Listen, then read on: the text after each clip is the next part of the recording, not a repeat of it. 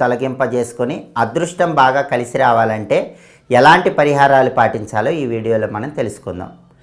జ్యోతిష శాస్త్రపరంగా ఎవరికైనా సరే జాతకంలో రాహుకేతువుల దోషాలుంటే వాటిని నాగదోషము లేదా సర్పదోషము అనే పేరుతో పిలుస్తారు.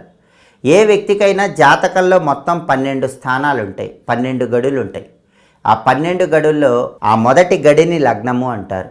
మొదటి గడి నుంచి క్లాక్ వైజ్ డైరెక్షన్లో అంటే సవ్య దిశలో లెక్కబెట్టినప్పుడు మొదటి గడిలో కానీ రెండో గడిలో కానీ 4, 5, 7, 8, 12 గడులలో కానీ రాహువు లేదా కేతు ఉన్నట్లయితే దాన్ని నాగదోషము లేదా సర్పదోషం అనే పేరుతో పిలుస్తారు.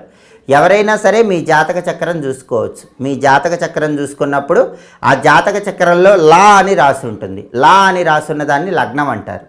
దాన్ని మొదటి స్థానం, మొదటి గడి అంటారు. ఆ మొదటి స్థానం లేదా మొదటి గడిలో